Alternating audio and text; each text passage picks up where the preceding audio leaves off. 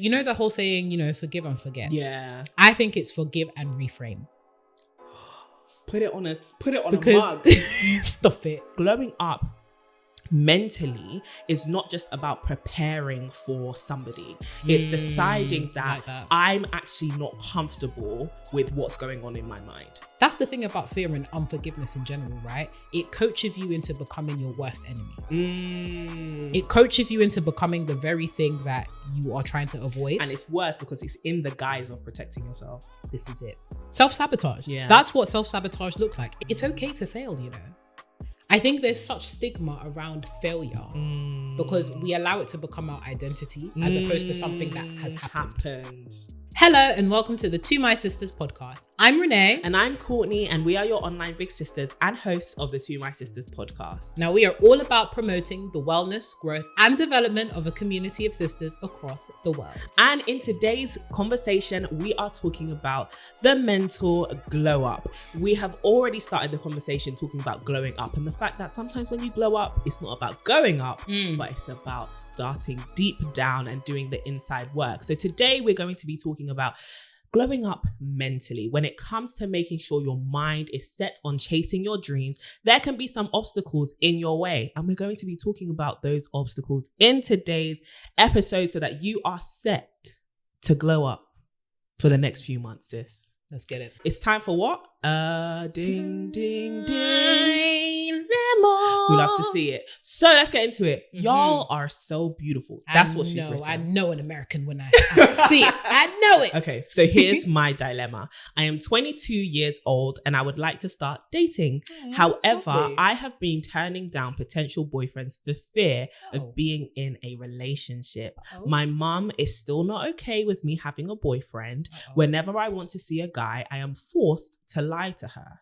My auntie, whom we live with, always snitches on me to my mum whenever any guy tries to show interest in me. A grasshopper. I recently discovered I am a fearful avoidant, so attachment style. And so I honestly don't know how to go about it. I have regretted saying no to potential suitors, but what should I do?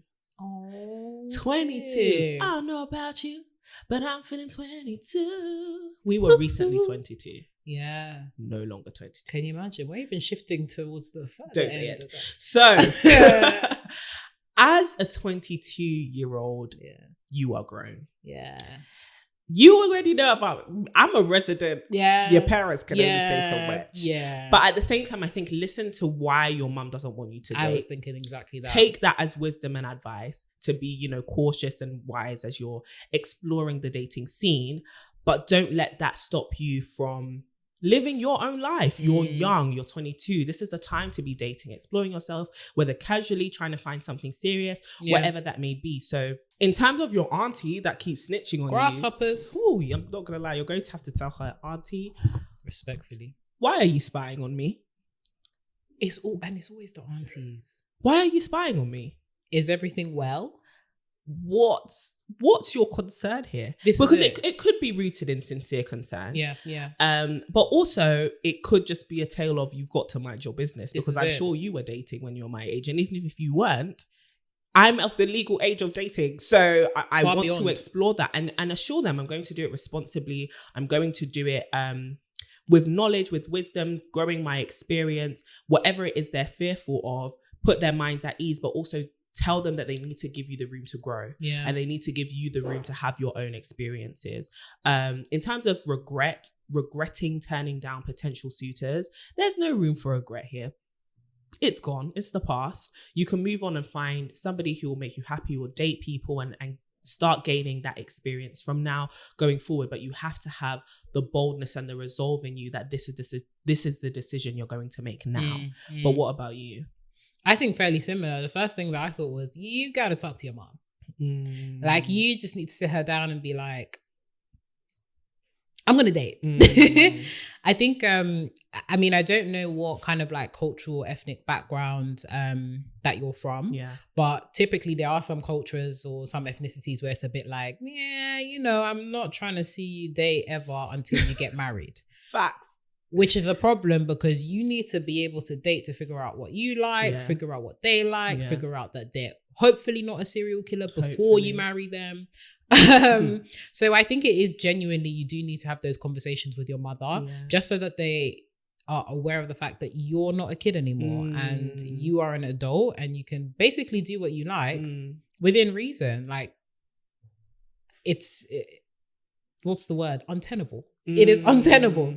As for auntie, I'm more concerned about auntie because how can auntie really be out here snitching your business to your mom?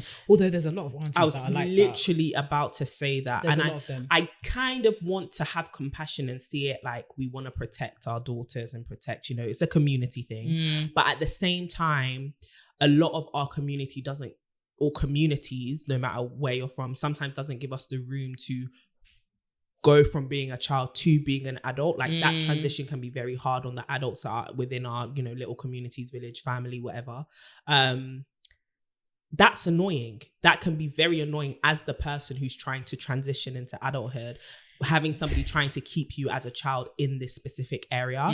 But I wanted to talk about the fact that she is scared. And she said, I've been turning down potential boyfriends for fear of being in a relationship. And I think it's so good we're talking about this in this episode because fear is something that we're going to address. But I think it's important to, one, why are you fearful of being in a relationship? Actually taking a step back. I love that you've identified your attachment style because that's a huge way to kind of start to understand yourself and why you have these ideas towards relationships. I think assessing your social factors and the way you were raised and your history and whatever has happened to you. Why are you fearful of relationships? Once you start to understand that, you'll understand for yourself. Do I have a logical fear of this, or is this fear a bit irrational? Yeah. And once you start addressing that and you start addressing your own patterns, maybe self-sabotage, or feelings towards relationships that may be a projection or maybe, irrational, you start to identify that actually, I don't need to have this fear, or maybe this fear is valid and I need to start healing from the things that have caused me to be fearful. But you need to know what got you to this stage of my response to having a relationship presented to me is to be scared and run away. You need to know what made you get to that point. Absolutely. Especially if it is entangled within your family dynamic as well. Because the fact that you mentioned, fear of a relationship as well as, auntie, mother, is there also a family history there that might have fed into that fear?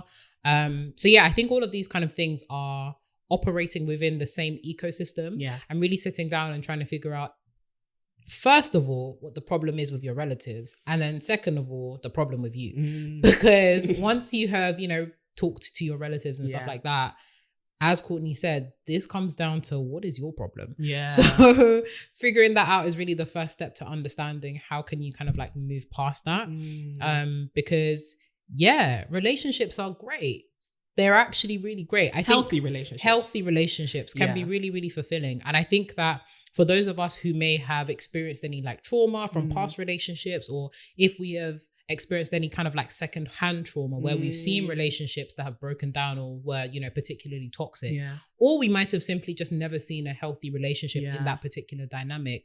There's that fear of the unknown. There's that fear of getting hurt, that fear of your vulnerability being weaponized and all of that stuff. Relationships can be very rewarding, healthy ones, but they do require an element of risk. And as somebody that has, a fearful, avoidant attachment style, you're running away from risk. Yeah. You're really running away from risk. But you really, really do, like, there is nothing in this world worth having, in my opinion, that does not involve an element of risk. You always have to take a risk for good things to happen. So good. So yeah, like Courtney said, I would say literally sit down with yourself and try and figure out, why are you afraid? What is contributing to these factors? Figure out if they're rational or irrational. If they're irrational, then sis, you have some internal work to do. If they are rational, then you still do have some internal work to do.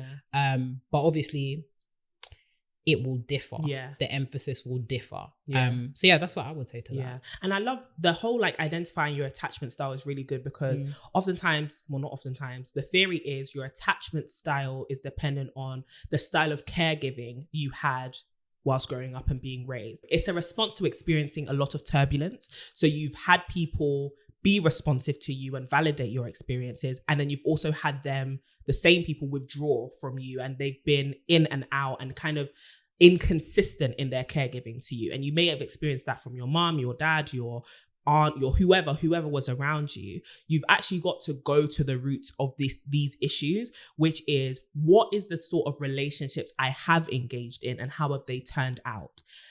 With the knowledge that a romantic relationship requires even more vulnerability, maybe I'm scared of the fact that everyone else who's been in relationship with me, in proximity to me, has treated me inconsistently. They've treated me with turbulence. I'm scared to end up having that when there's more at risk. And I think that assessing your relationships with the people you already have and how that has affected you and your perceptions of people, not just romantic partners, is going to be really important. So to sit down and really analyze what is going on with me and my relationship with people, and where did that come from, and realizing, is it my fault? Is it their fault? Is it someone else's fault? And it's not about pointing blame. It's just about putting the right amount of responsibilities on the right people so that you don't end up projecting it onto your future partner, because you're probably going to end up with someone anyway. Yeah. But it's going to be easy to displace all of these feelings on one person because they're there, instead of actually identifying who is not to blame, but who is responsible for this. Let me put that on them so that I can approach this new person with a clean slate. That's what I'd say. I love that. I'm so glad we're talking about fear, though, because we're about to go and talk about the mental glow up, and fear is one of the biggest things. Yeah.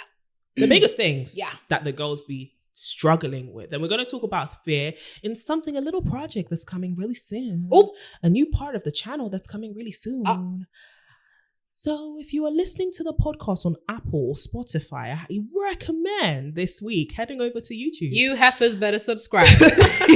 And subscribe for a little something extra. Just a dash. Some would say a bit of a plus. I see what you did there. Okay, but that's what I'll say in this episode. No. But let's talk about the mental glow up. So Renee, yes, ma'am. What does it mean to grow up mentally? Well, it means a myriad of things, Miss Courtney. Not the hair stroke.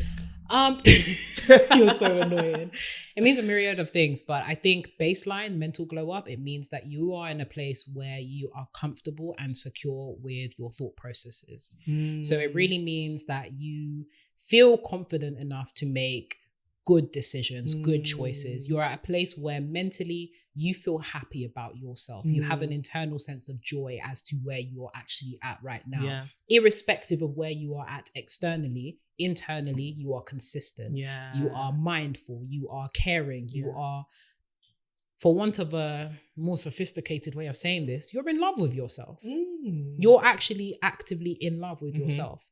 So that's, to me, what the mental glow up is baseline. Because I think for many of us, we often think of the glow up as something external, like it manifests as something external, right? It's I'm going to glow up with the body. I'm going to glow up with the hair. I'm going to glow up with the car, the house. But your mentality is trash. Trash. And you'll carry that through. And it's something that we've spoken about, in some of our own private conversations, but character is really the root of all things. And you can have the glow up externally, you can have all of these things, but never really glow up internally. Preach it. And we've also spoken about the importance of sustenance and maintaining. In order to sustain and maintain the glow up externally, you need to glow up internally, because that's what's going to carry you through. So I would say that the mental glow up is really about focusing on how can I get myself to a place where mentally I'm happy with myself. I am in love with myself. I show grace to myself, and I can actively use my frame of mind where I'm at right now to sustain the other things that I'm looking for externally. That's good. So that's how I would describe the mental glow up. That's really good. Obviously, last week we were talking about, hashtag red pill. Hashtag Godfire. And in a lot of these high value conversations, right? A lot of it is around glowing up, leveling up, changing and kind of evolving, rebranding yourself and just becoming the best version of yourself, which we are so not against. But I think one of the dangers that we've identified about these conversations and these movements and resources is they can be highly superficial. And when you look at the glow up, and this is why it was important, we kind of established in the previous glow up episode, if you haven't watched it or listened to it, please go and do so, that this is a lot of deep rooted work that you have to do. And the things that people will be able to see, the fact that you're glowing, you're happy, you're more confident, you speak better, or you're pursuing your talents, or you're pursuing your career, your money is up, you've got nice stuff. All of that is really just the fruits and the result of doing the deep internal work, which is actually where you need to invest your time, your effort, and your resources. And so glowing up mentally is not just about preparing for somebody. It's deciding that I'm actually not comfortable with what's going on in my mind.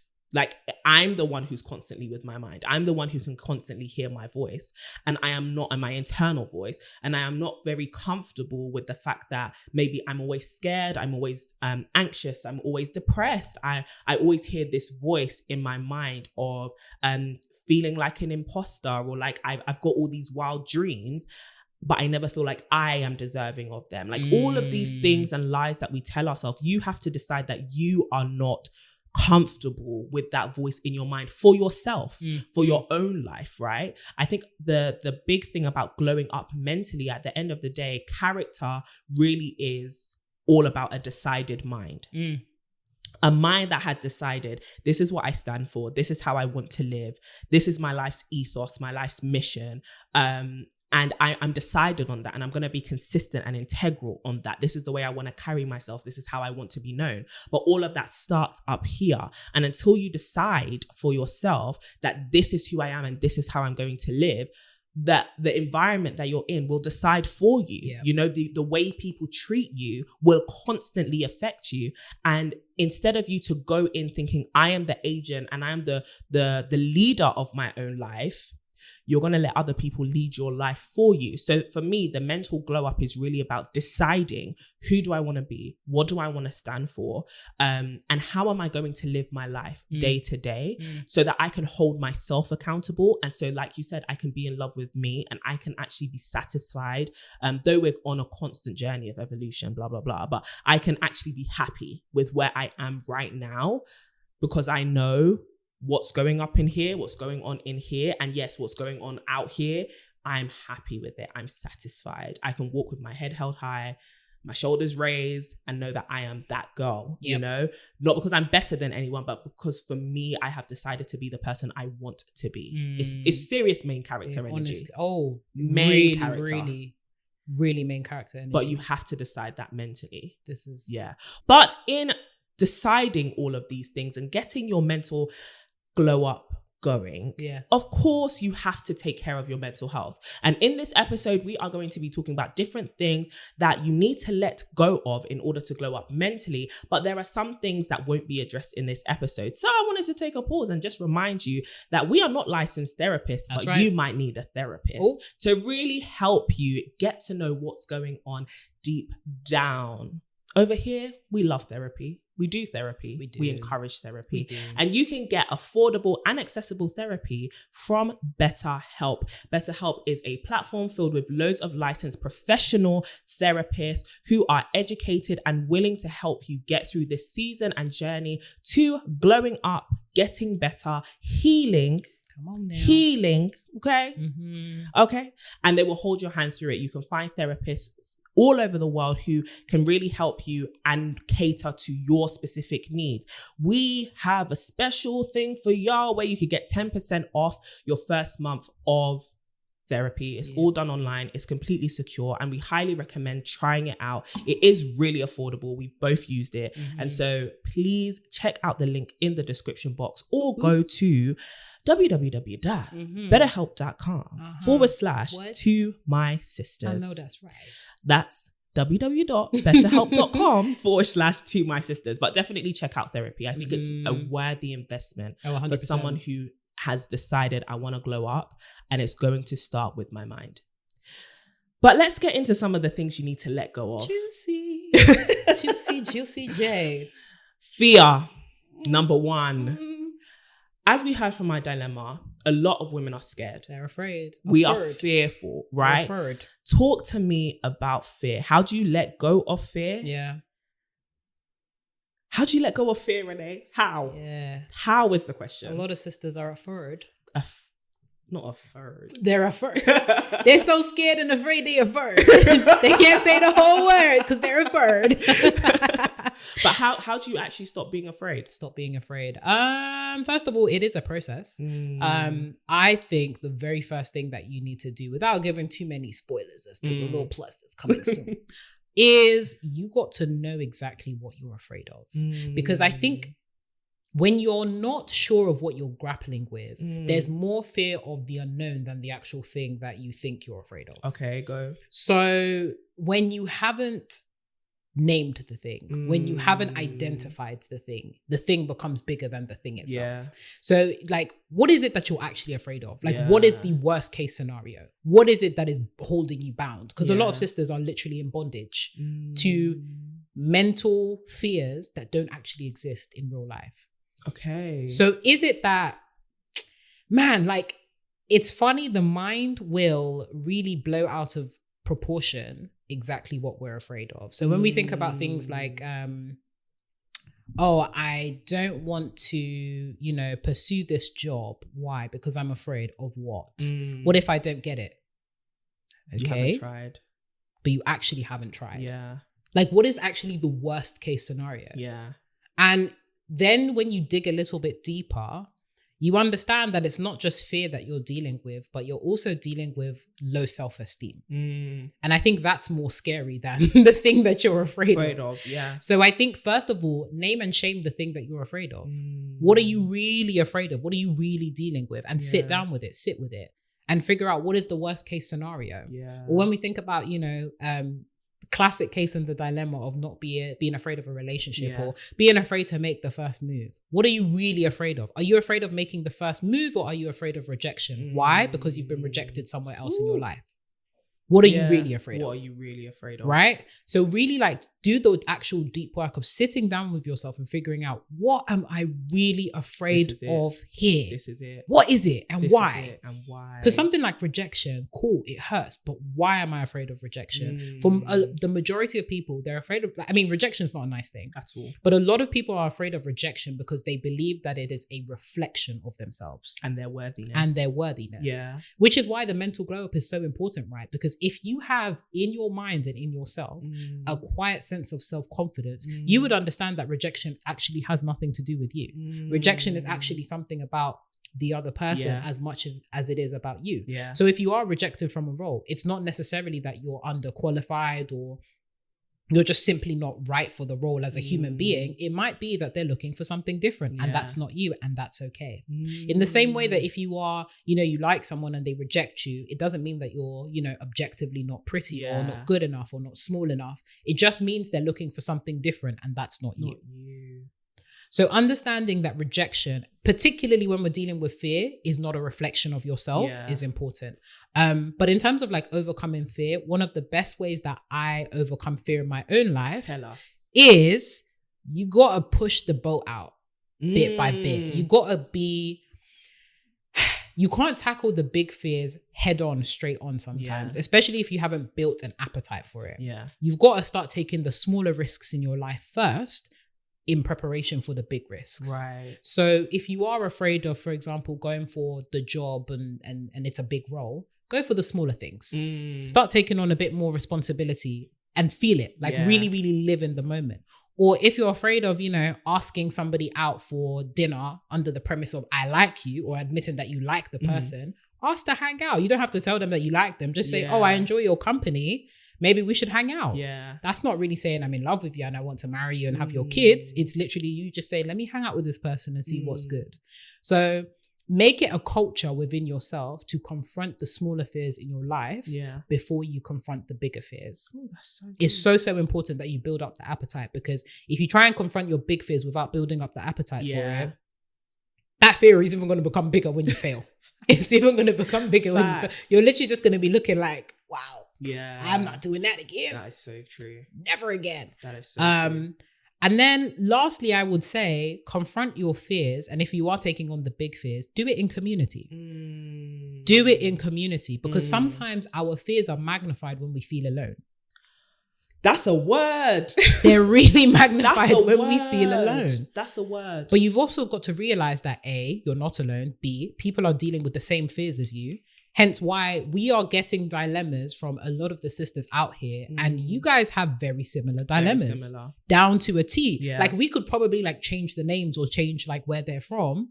And you'd be like, okay, but whose dilemma is this? And it's like, because they're so similar. Literally. You're not the only person going through your fear. I'm telling you, everybody is afraid of rejection. Everybody is afraid of not getting what they wanted. Yeah. Everybody is dealing with some semblance of like low self-esteem in some area, obviously to varying degrees. So you're not alone in your fears. So good. You're not alone. And as much as you are not alone in your fears, you don't have to confront them alone either. And that's where things like accountability and really confiding in your support systems come into place. If you're afraid of something, you need to share it. Yeah. You actually need to. There's been some times where I will like call up Courtney or I'll message her. I'll be like, Courtney, I am scared. And we say it so honestly. I'm afraid. What's wrong? What's really at the root of this feeling? Why are you hesitating? Why are you hesitating? Why are you procrastinating? Mm-hmm. Why are you changing your mind all the time? Mm-hmm. Real truth of the matter is I'm scared. I am afraid. and sometimes it's not just a fear of failure. And I never used to get why people would say this, but like a fear of success, right? Sometimes the unknown of success is scary. Yep. And I think for a lot of us, it's, do you have a space where you can be vulnerable enough to say, I'm scared? Because a lot of us associate fear with weakness. Yep. But fear is a natural human response, right? Having your guards come up and having that, I need to protect myself, self-preservation. It's instinct. Do you get what I mean? Yep. When you're presented with the unknown or something that feels bigger than you. But the truth of the matter is, I think with fear, a lot of us think we are fighting fear.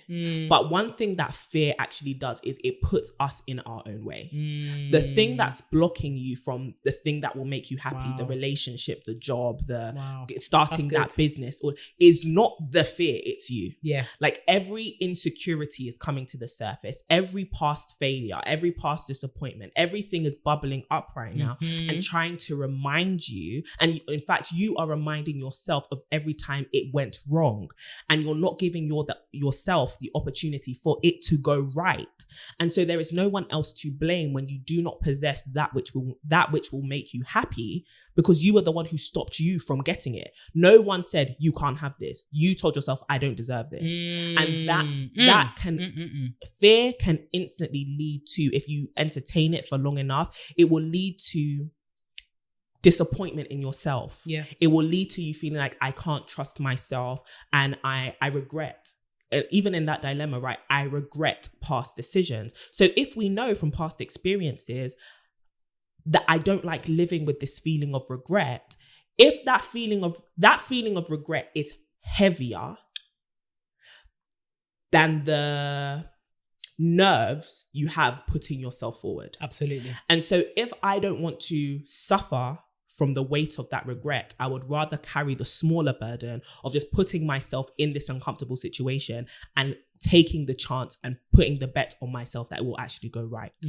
And so start reinforcing to your mind, not everything goes wrong for me. And I think that's a big lie that we tell ourselves all the time. Everything goes wrong for me. I can celebrate your wins and I can tell you, why should you be scared? Because in my mind, you're a winner. But in my mind, I'm a loser. So the same thing I would tell you, don't be scared over, I'm scared because I don't think I can do it. I can believe you can do it. And as much as you tell me, Courtney, you're a winner too. But in my mind, I'm a loser. I don't believe it. I don't believe good things happened for me. And all of that can really be rooted in your past. And I love what you mentioned when you were talking about fear, because you have to go back and you've got to look at past disappointments. And one of the biggest things you have to do to mentally glow up is deal with past disappointments and forgive.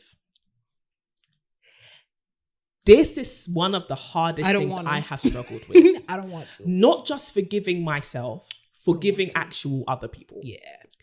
Because a lot of the times, a lot of us are scared because of very valid reasons. Yeah. And it's based on historic events that have happened. Not historic. Historic events. Not that have landmine happened, events. where somebody did something to us, or we did something, and we ended up disappointed, rejected, and it led to fear for the future. Because now, based on my experience, I've got a template for how trusting pans out. I've got a template or a case study for how investing pans out. This is it leads to disappointment. And so, for example, some of us in the past, I've built a business before, it didn't work. Now I've got this new idea, but I'm scared because the only example I have of me building a business is resulted in failure. So now I'm scared to do it again because the only reference I have is negative. Yeah. So then how do you get over disappointment and actually forgive yourself and others? That, I think you put that so beautifully, honestly. Thank you. Many of us see our experiences as a blueprint for the future. That's not the case. We really do need to break this idea, this whole, you're not suffering from cyclical failure. Yeah. You're not suffering from it. And I think, first of all, if you are somebody that is relatively self-confident, you would go back and try to understand and use those experiences and use those failures to your advantage as opposed to your disadvantage. So, cool, the business didn't work out. Why? Yes. What could I do differently to make sure that it works out the next time around? In the same way that, relationships, right? Broke up with my boyfriend, it didn't work out. Go back. Why didn't it work out? How can you now use that to your advantage as opposed to your disadvantage? How can you see this as a way to make you stronger as opposed to a way that confirms your weakness? The mental glow up is just so comprehensive because it really does require the reframing of your entire thinking. How do you process events that have happened? How have you processed experiences? Why is it that you think your failures are indicative of your future? Because a lot of us have succeeded in things too. But we won't remind ourselves of that. We're on to the next one. We never bask or we never sit in our successes, right? But back to the point on unforgiveness, because harboring unforgiveness, that will ruin your life. Whether it's unforgiveness towards yourself or other people, that will ruin your life. Because you will carry that form of projection, from unforgiveness will ruin your life. And it's not because you're destined to repeat the same cycle. It's because you have chosen to repeat the same cycle. Ooh, okay, go into that. Most of us think that, cool, because the relationship failed before, it's going to fail again. That's not true. Because you have coached yourself into thinking that way. That's the thing about fear and unforgiveness in general, right? It coaches you into becoming your worst enemy. It coaches you into becoming the very thing that you are trying to avoid. And it's worse because it's in the guise of protecting yourself. This is it. Self-sabotage. That's what self-sabotage looks like. It doesn't actively look like you going into the mirror and saying, you're trash. I'm going to ruin your life. You wait on me. I'm going to break you into pieces. It's not. Facts. It's not an active. It's the response to new stimuli in the same way. So you've got a new person. They don't know you from Adam. But because somebody else broke your heart, all of a sudden they're destined to break your heart too. It's not, you'll be approached with a new business idea and you're really thinking, oh, this could work out. But because of that last business, you just feel in your head that it's not going to work out. It's up to you what you take as your truth. Truth is not objective fact. It's actually a constructive reality. It's a constructed reality. How are you constructing your reality? What are the materials that you're using to build that frame of reference? And to what end? With unforgiveness, it's a very specific and special type of bondage because it leads to resentment. And go there. You go there. Kuni already knows our track record with the word resentment. We have such a funny anecdote. I don't even know if we're allowed to share it. Let's just not. We have been called resentful in our time and it wasn't a good result. It wasn't a good result at all for the person or the entire community. But yeah, unforgiveness leads to resentment and undue, unwarranted resentment. Right? It's just so destructive. And I think when you're dealing with unforgiveness, you actively have to work on forgiving. It's not going to happen in a day because you're still going to have feelings, right? You're going to have emotions. You're still going to have experiences that tell you otherwise. Yeah. And they are valid. And they're valid. This is not to say, you know, the whole saying, you know, forgive and forget. Yeah. I think it's forgive and reframe. Put it on a mug. Stop it. Because you can't forget. I think that's doing a disservice to your experiences. You're doing yourself a disservice to the fact that you actually experienced that trauma. You can't forget those things. Can't forget. Like, think about the deep trauma that people have potentially experienced. If you were abused, you can't forget that. Yeah. Your body, like biologically, you can't forget that. So I think it's such a disservice. And I think it's actually kind of disrespectful to inform somebody and be like, you need to forgive and forget. Yeah. Forgive and reframe. Reframe your thoughts, your style of thinking, and understand. I think dealing with the two. So let's deal with unforgiveness towards yourself and then unforgiveness towards other people. I want to deal with unforgiveness towards the self first. Yeah. Because typically when we think of, I'm not going to forgive somebody, we think of another person as opposed to ourselves. 100%. But many of us have not forgiven ourselves for a myriad of things. Many of us have not forgiven ourselves for, in fact, our response as opposed to forgiving ourselves is to beat ourselves up even more. Yes, punish ourselves. Punishment is our response to failure when really we need to forgive ourselves first. Yeah. How many times have many of us started, you know, an exercise or diet regime and we've fallen off for like a day or two and we go to restrict food afterwards. Which literally detox. Detox. I'm starting my 7-day detox with my green juice. I'm just drinking water. I'm just drinking salt water and kale. And they will tell everybody about it too. Yeah. So guys, I'm just going to detox. You need to detox your mind first before you detox your body, honey. This is it. That's some toxic behavior. Yeah. That's you need to reframe your style of thinking there. Okay, cool. You binged. In fact, you didn't even binge. You indulged. Yeah. Okay. Yeah. You enjoyed yourself a little bit too much. Yeah. Don't punish yourself. Move on. Yeah. It's even nutritional advice that if you overindulge, don't restrict your calories to the point of nothing. You just move on and carry on. Yeah. Your body will adjust. Yeah. Even the way that we treat our body, we need to, like, your body needs to forgive you for some of the things that you've been doing. It's a word. But that's an example. Or perhaps you weren't, you know, a good friend to someone. Or perhaps you didn't quite hit your targets or your to-do list. And your response to that is to punish yourself. I've got to stay up till 5 a.m. I've got to write a long voice note apology. I've got to do this. If your response to your own self-transgressions is punishment, no wonder you have low self-esteem. You haven't shown yourself any kind of grace or love. Of course, why would you have high self-esteem? Ooh, it's so true. And many of us will mask this under the fact, oh yeah, I do my face masks. Yeah. I have rest. Superficial self-care. I have all of this superficial self-care, but you haven't forgiven yourself for something that you did like 2 weeks ago, Facts. 3 months ago, Facts. a year ago. Facts. You haven't forgiven yourself for the fact that you committed to celibacy and you had sex with that boy that you like a year ago.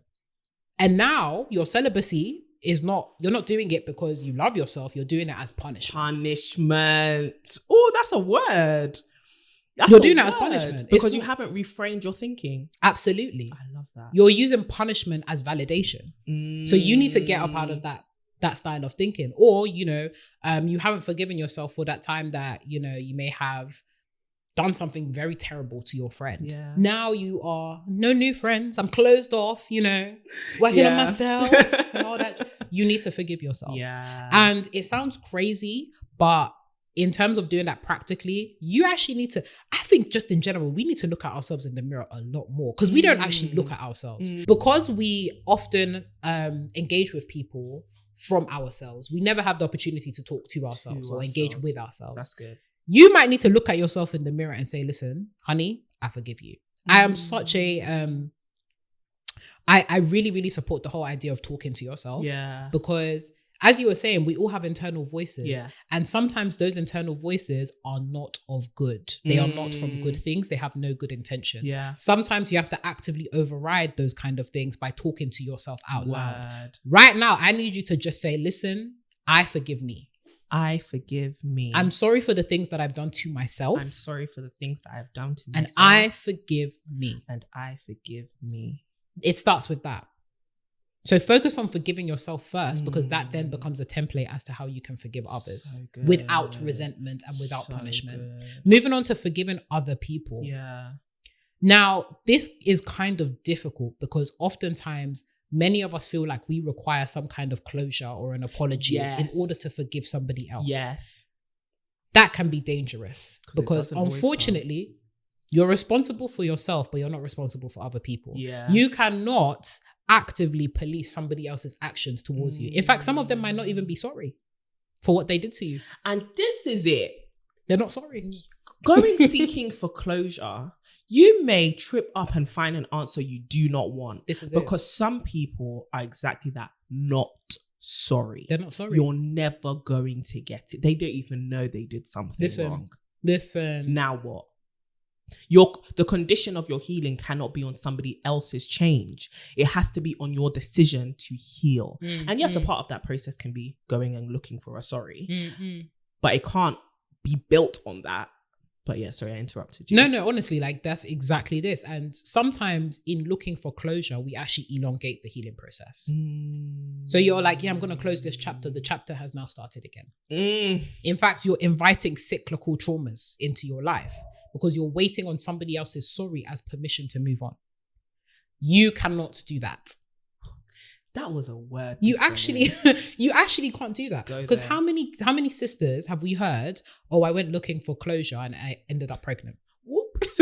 I went looking for closure and I ended up arrested. Set his house on fire. In a jail cell. Yeah. And it's like, oh, I don't know what came over me. You know. Or I went looking for closure and then I ended up taking him back. But we weren't fully over the things that broke us up in the first place. This is it. Closure. Yeah, you need to close that chapter yourself first.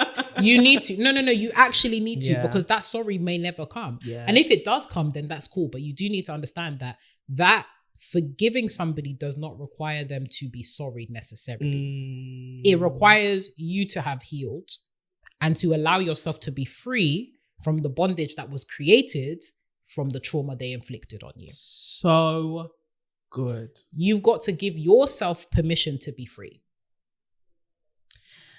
Don't look for it elsewhere because it's not going to come. It might not come on your time frame or timeline or within the time that like I'm healing. So I'm expecting the person to say sorry. This is it. It won't happen. This is it. And don't go looking for it all the time. Of course, sometimes you want to have answers. That's natural. I love what you were saying about the fact that when going seeking for closure, many folks will get answers that they weren't looking for or they didn't want. Yeah. Are you ready to handle that? Because you can't control that. You can't. You cannot control that. And understand that forgiveness is not about them necessarily. Although it involves them, it's not about them. It's about you. That's it may involve them, but it's not about them. It's about you. It's so But I've really spoken, so please. No, because you've given us everything. Everything and more.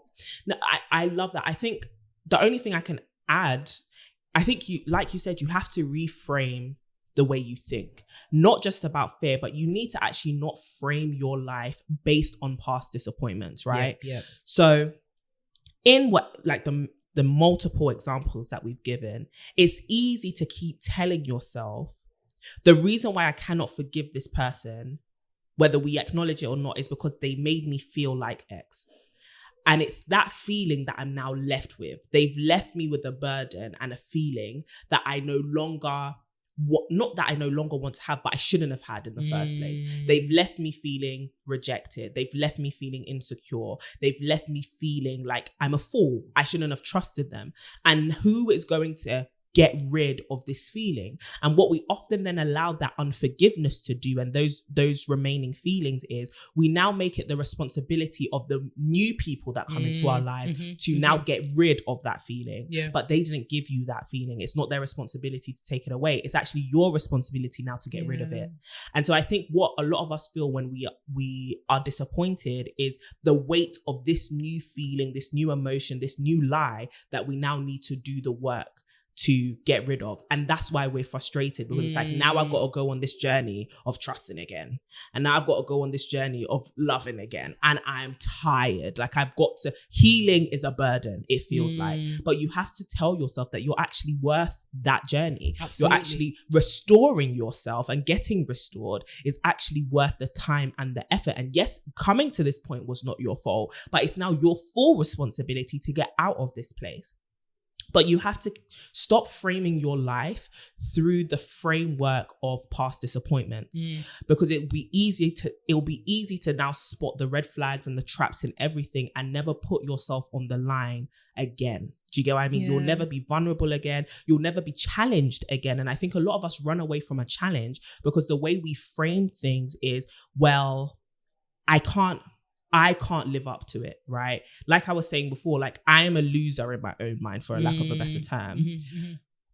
But I can't tell myself I am a winner because I haven't forgiven myself for failing and losing in the past. Yeah. Do you get what I mean? Yeah. And so instead of to look at your past self and say, I'm not you anymore, and I actually have the freedom to evolve, we continue to punish ourselves by being bound to our past.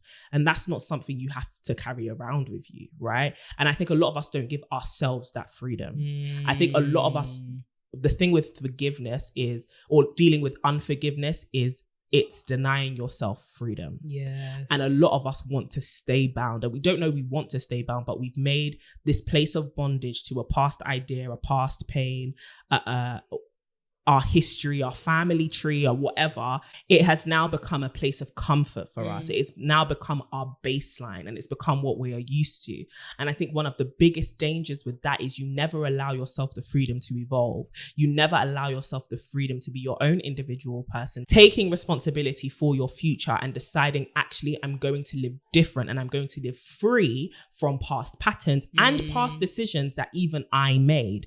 I'm deciding to move on. And I think a lot of us deny ourselves that freedom to move on because we feel like freedom is a privilege, and we deny ourselves that privilege. Great. And that's not fair. You decide what is a privilege and a luxury and a necessity in your life. Even if people told you, you should continue to regret these decisions you made. You did X, Y, Z. You failed to do this. You failed to make it into that university. You failed that exam. You failed that job. You did all of that. Yes, that is true. But I choose to be free whilst taking responsibility for the fact, yes, that's what I did.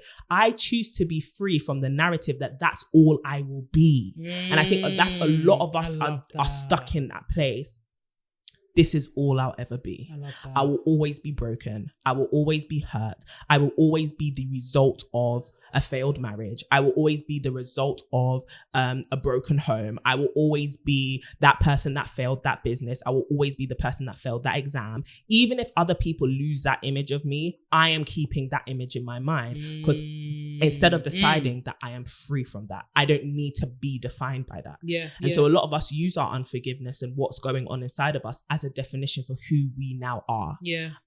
I was broken, or I was made to, somebody broke me, but now I'm carrying the title of broken around. That is so instead of deciding that broken is not my name.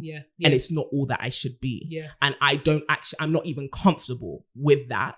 But instead of carrying that as my identity now, I need to decide that that was a past thing. And that was an action somebody did to me. And it was a verb, but it's not a noun. And I think we've been broken, but we are not broken people. And you don't have to carry that with you, right? So I think for us, the whole thing about the mental glow up is, it's time for you, sis, to make a decision. And it's time for you to take responsibility for your own journey. If you're going to go on this journey of glowing up, there are going to be a lot of things that pop up that will become excuses for why you cannot live a free life, why you cannot live in freedom, why you cannot live in subjective luxury, why can't you live in a place of privilege and happiness. One of these things about this mental glow up is you're going to now have to make the decision to no longer be defined by those things that happened. There's going to be a lot of lies that will pop up into your mind that are trying to tell you why you have an excuse for not moving past this place of hurt, this place of pain, this place of disappointment, this place of insecurity. And you have to now get ready for the mental battle that is coming your way. And we believe in you. We believe you're strong enough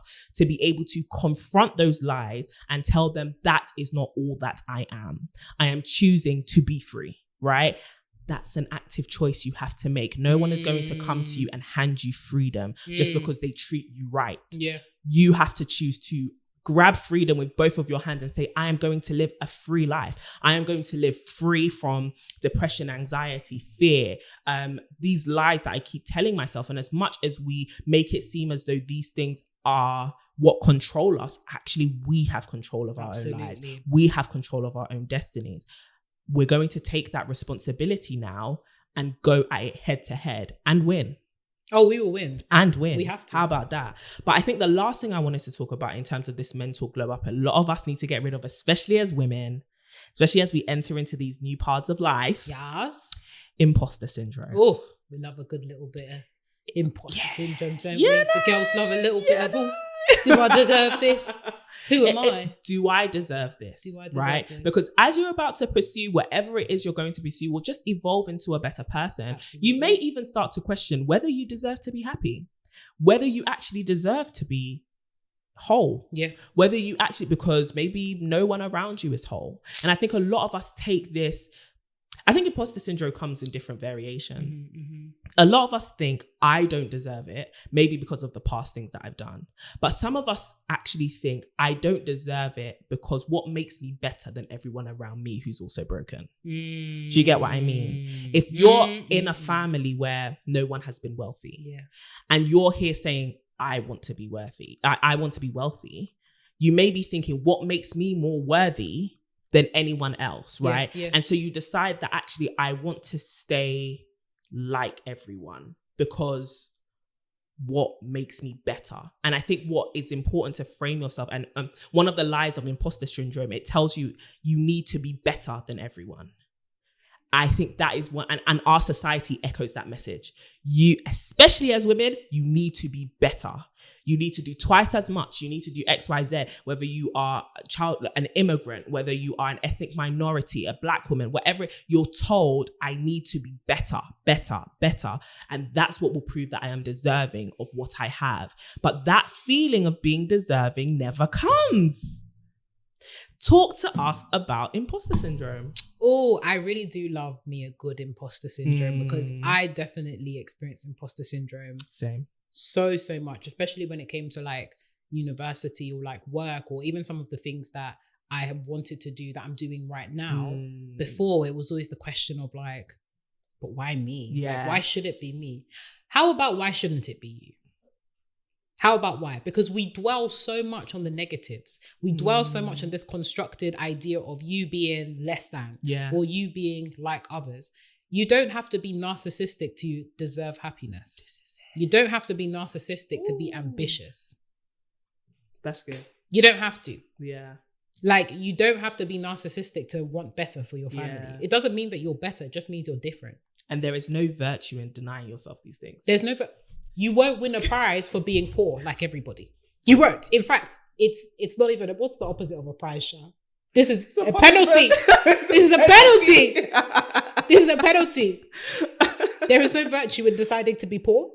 There is no virtue in deciding to, actively go against your calling, your purpose. Yeah. Because sometimes it's not even a case of you like actively going against the grain and doing something different. This is something you've been called to do, and you're denying yourself the capacity to do that because you feel like, I don't want to be better than other people. This is it. And I think that's what we're saying. Like, before anyone says, oh, but not everyone strives for these things. We get that 100%. If you don't feel like that's what you should have, and we always tell people, assess your intentions and assess your ambitions. Absolutely. What is it being fueled by? Because it shouldn't be informed by external factors of like, this is what society is telling me I should have, etc., etc.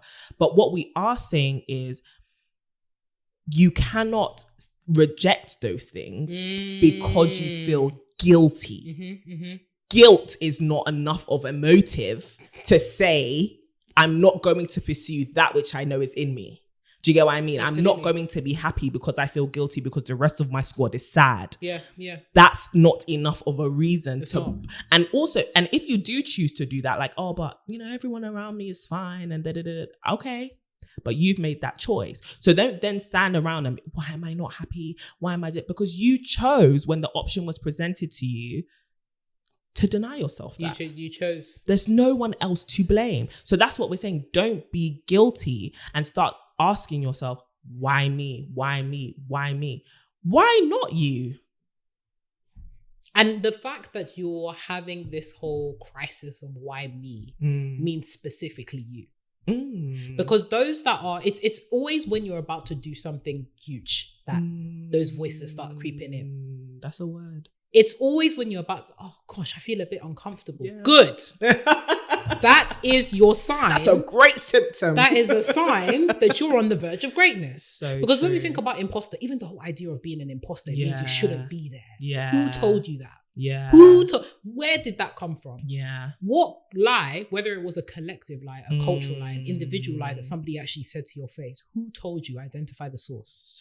Assess the intention there. Was it somebody that actually was jealous of you that told you that you couldn't do this? Yeah. Was it a cultural thing or a community thing where you've seen people who are like you strive or perhaps not have the opportunity, but you've now been presented with the opportunity, and because that has rung true for everybody around you, you believe that this is an objective truth. Facts. It comes back to what we were saying earlier about what are the truths that you choose to tell believe, yourself? Yes. What are the things that you choose to tell yourself? Yes. Who told you and why? Yeah.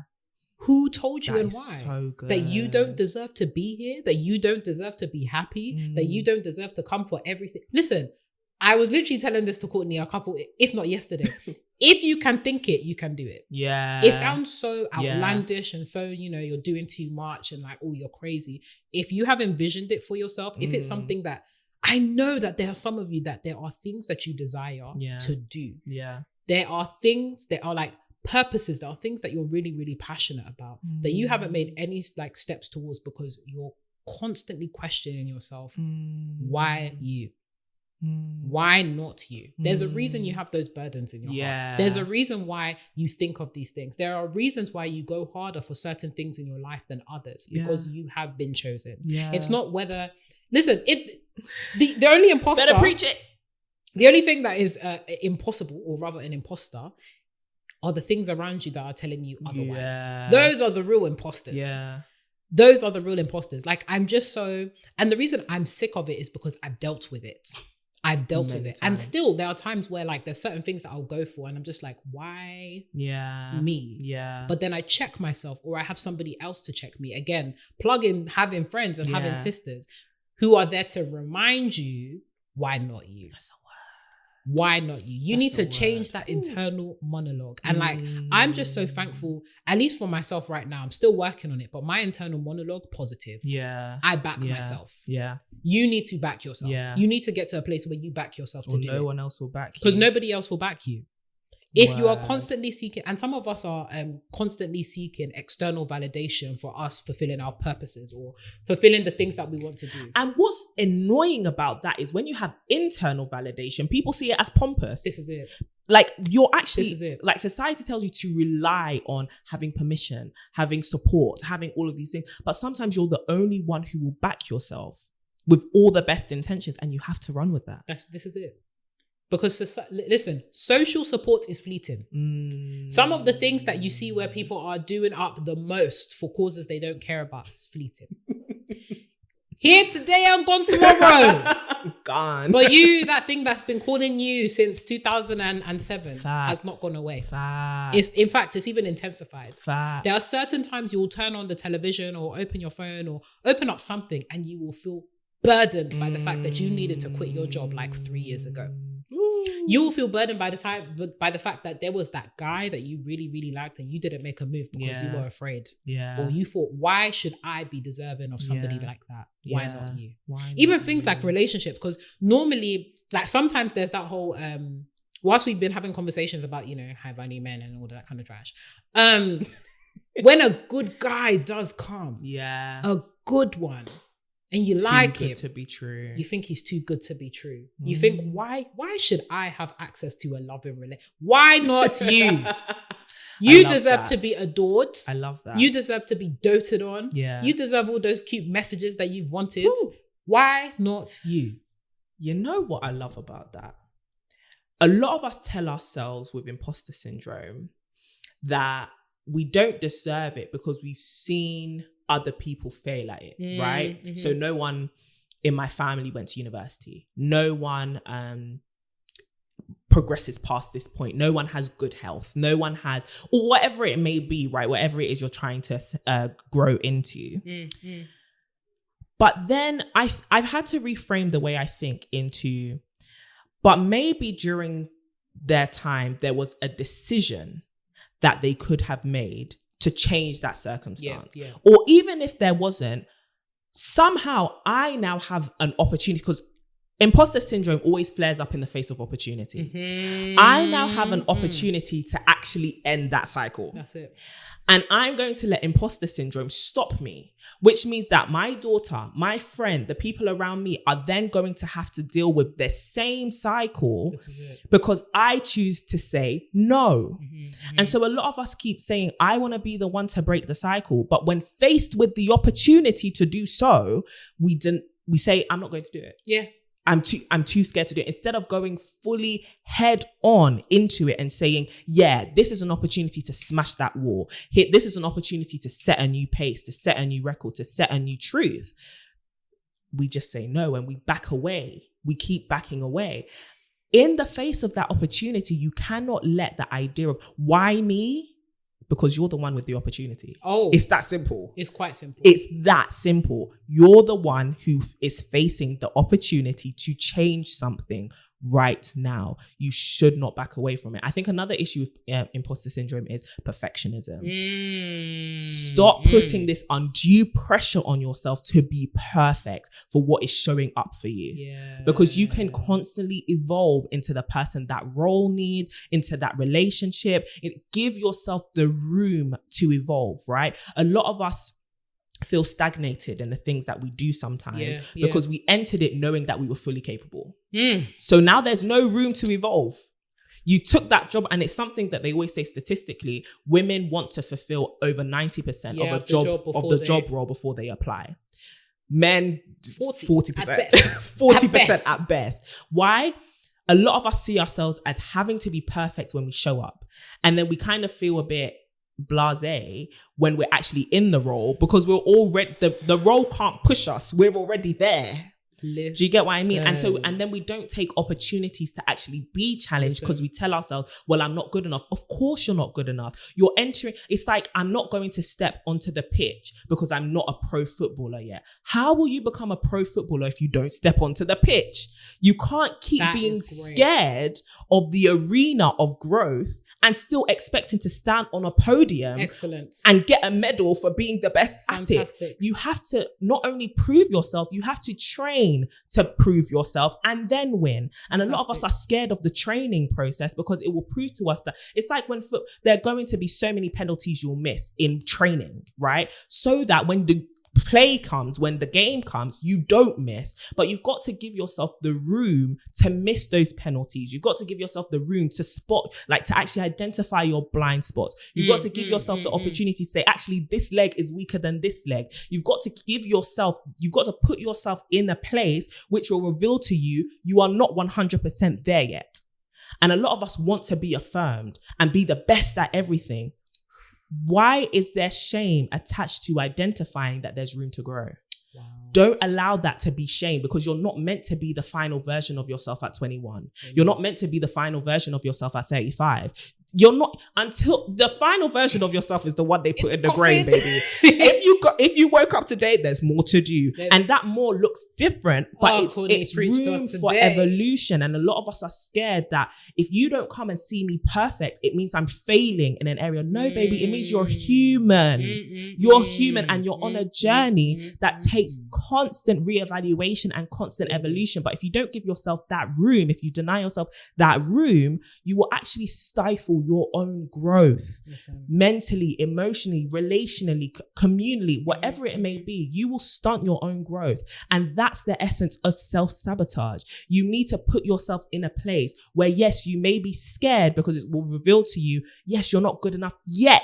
And it's that yet you have to rely on, because I'm going to get there, full stop. 100. You know the destination. This is it. You know the destination. And you've got to bet on yourself to be able to, when you show up, to actually try. A lot of us don't bet on ourselves. Okay, when this comes, am I going to be able to handle it? Well, last time I didn't handle it very well. But this time I'm going to choose to do it better. That's because correct. After the last time happened, I assessed. This is where I went wrong. This was where I was challenged. This was where I gave up. This was where I was weak. This was where I was taken advantage of, or whatever happened. But I'm going to look out for those things and rely then on the confidence that I can handle what is thrown at me, no matter what comes. But a lot of us don't bet on ourselves, and we don't give ourselves the opportunity to actually surprise ourselves, but also to just not be perfect. That's okay. That's fine. And I think it's just such a narrative that we as women really suffer from. Yeah. From, the self-made wife, the mother, everyone thinks that you just become these things overnight. Even the whole idea of motherhood, right? Like, will I be a good mother? Yeah. I have to be perfect before the kid shows. Or will I I need to be a perfect wife before I'm actually even in a relationship with someone? How many times how many times have we seen so much like content or things around like preparing to be a wife or preparing for a relationship so that you can be perfect without actually getting into one? That's good. Why? Yeah. Perfection cannot be proved without testing. Absolutely. It's that simple. Officer, can we get that on it? Can we get that inscribed on, like, I think I've got my next tattoo. Like, that resonated strongly with my spirit and my soul. Yeah. But no, we do need to liberate ourselves from this idea of perfectionism. It's okay. It's actually, do you know what? Even the whole idea of failing. It's okay to fail, I think there's such stigma around failure because we allow it to become our identity as opposed to something that has happened. Fact. As you were saying, it's a verb. Yeah. Not a noun. There are winners that lose. There are winners that lose. But there are no losers that win. Be a winner that occasionally loses, but understand that you're a winner. Serena Williams has lost many games. Listen. LeBron James, could you stand in front of these people and tell them that they're losers? There you go. Surely not. There you go. Why? Because they keep showing up and they keep getting better. That's it. All we require from you, sisters, is to show up and get better. Yeah. Show up and get better. Yeah. That's okay. And if you fall, that's cool. That's fine. It's actually fine. And to the point on like choosing a new truth. The image that was like constantly in my mind was footsteps in the sand. Many of us, like if we go to like a abandoned territory or like a place that we don't know, we look for the signs and symbols of like somebody else being here first before we do it. Yeah. We're always looking for the footsteps in the sand. Could it be that you're the one that needs to chart the new territory? Could it be you? Because you know the other footsteps in the sand lead to the water. You're going to die there. It's the waves, they're crashing. They didn't make it out. You have an opportunity to do something different. Change the path. Pick up a lamp, get stepping. And we know it's scary, baby, but you've got to go. Or Get you will stepping. die there. This is No, but for real, a lot of us think, I'm not going to put myself in the position to explore something new, and don't realize that a consequence of that is then this is where you'll always be. Because how many times have you... This is true. I don't want to make this, like, I'm one person who is guilty of running away from decisions. There's a decision I've been needed to make for the last 6 months that I haven't been making. Yeah, it's very frustrating. But every time I think about this decision and I talk to new people, I always come to the same conclusion. I'm walking around in circles, right? And I know the decision I need to make to get out of that cycle, but because I'm scared, I'd rather walk around it. and around and around. And a lot of us are in danger of living lives that are in cycles and in rounds and rounds and rounds because we won't simply make the decision that we keep coming to face with. It's like, you're in a season of like a lot of cycles when everything is teaching you the same thing. Oh boy. It's proof that you haven't made the decision that you need to make to go to a new place. Do you get what I mean? Yes, so yes. Every time I work on a new project, the biggest wall that I hit is always about my confidence. Every time I get a report from my manager, it's always about my confidence. And because I haven't chosen to do the hard work to become a more confident person, no matter what workplace I go to, everyone gives me the same assessment. And I keep telling them, oh, that's what my last job told me. That's what my last job told me. How will you evolve if you don't choose to evolve past this point? Do you get what I mean? So you have to, if you keep identifying, I keep going around the same place, it's probably because you're not making the hard decision that is required that you probably already know. And so you then go to a new person. It's like when people go from this channel to that channel and ask this person for advice. And I'm a big advice asker. Can you give me advice? Can I have a chit chat? Can I just, get your input? And everyone tells you the same thing. You need to stop. No one's going to tell you. It's a broken record at this point. Just do what you know you need to do. This is it. You actually just need to do it. Yeah. And it's kind of like, so we're coming up with analogies today. We really are. We really are. But it likens to a wound, where if you don't go and seek the attention that you need, you're going to get gangrene and the wound is still going to be there. But because we're so afraid of like getting stitches and all of that kind of stuff and the healing process, we're like, no, we're just going to let it fester. The more you let it fester, the worse it gets. And the more difficult it is to actually move on. There are things. So true. There are things. That's so true. There are things in your life. If you don't get moving on today, step in today, it's going to take you even longer to get out of it. It's so true. Because it only gets harder. It just gets worse. It's so true. It literally just make things easier for yourself in the long run and make the decision now. I'm exactly the same. I will ponder on it. From even making the decision around what to eat. Ponder. Think deep thought. Sometimes you need to liberate yourself from deep thinking. You have deep thoughts yourself. Overthinking is killing us. Overthinking is killing the sisters. And women, we have such proclivities towards thinking deeply, considering deeply. Yeah. This is probably where we would do well to take a leaf out of some guys. Yeah. Where they just do. 100%. You got it. And the thing is, we're not even just doing, because as you said, we have heard the advice again and again. The trees are now singing to you to do the decision that you need to. The trees. So you know them ones where you'll actually even be seeing things and you're just like, did that? It's coming from cloud the shape of a decision I need to make? Like, is that a sign? It's more than just a sign, babe. And the thing is, we will look for a different sign to the signs that we have all been seeing for years now. Months. A different sign. And think that that's the one sign. Baby, you're going to see the same signs over and over again.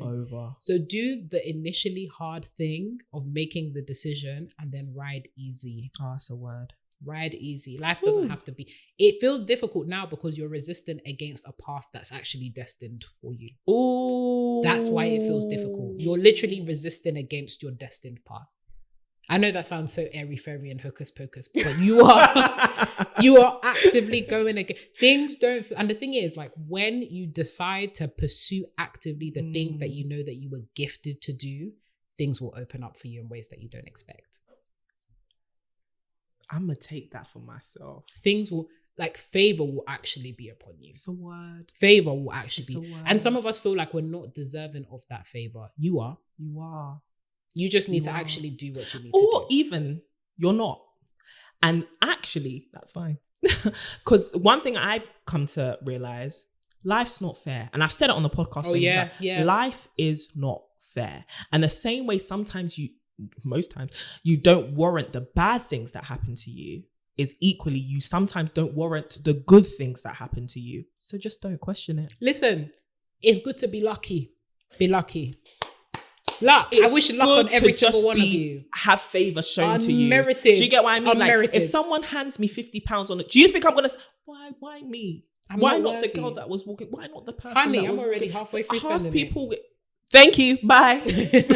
God bless. And it's funny because we often question so much. Why are these good things happening to me? Yeah. Waiting for something bad to happen. But we find a way to be deserving of the bad things. This is the thing. We blame ourselves. Oh, that abuse in that relationship. Was that me? Was that me? Was that me? Mm. But then when you come across somebody that loves you, why me? And that's why you get frustrated when you cannot manipulate your way into good things. Because like, I can't control you to treat me better, because sometimes it's not about your efforts. It's just about the choices that various people have made, and now you're dealing with the consequence. Sometimes it's good and sometimes it's bad, but you deal with the punches you're rolled. And if the dice rolls you something good, baby, run with that. Run with it. Some of us are blocking our own blessings. I think that's a good place to end it. Because we could be on here forever. That's a good place to end it. But sis, we hope that this has given you some insights into the mental glow up and being able to feel confident as you step forth into the things that you have been dreaming of, the person that you want to be. Absolutely. We are here to support you, and we want you to just further engage with the community and the sisters, because we're not the only sisters around here. So if you are listening to us on Apple, Spotify, YouTube, wherever you are, you can join the sisterhood. I know that's right. Join the conversation as well by @ing us on Instagram @ToMySisterhood, and you can also come and say hi to us individually @CD Boating and @Renee Kapuku. Wonderful. And subscribe. Oh yeah, please. Hi. Hit that subscribe button. Hit that subscribe Leave button. a comment down below. Stop being so selfish. This is about community. We didn't mean that. Please subscribe. This is about community. So share with the sisters. Yeah. You know, we want to be able to share the sisterhood with a lot of other sisters, and we want to make sure that you guys find your destiny helpers. Yeah. So subscribe, share, all of that good stuff, and sign up. Yes. To the exclusive mailing list. Please. www.tomysisters.com. You already know. It's quite simple. Okay? It's quite simple. I won't even say anything else. It's quite simple. But other than that, you guys have a fantastic, fantastic week ahead. Yeah. Full of mental glow ups. Yes. We really want to talk to that internal voice. Yes. Show them who's boss. It's you. That's the truth. We will catch you very soon in another episode. And as always, keep what? Glowing and growing.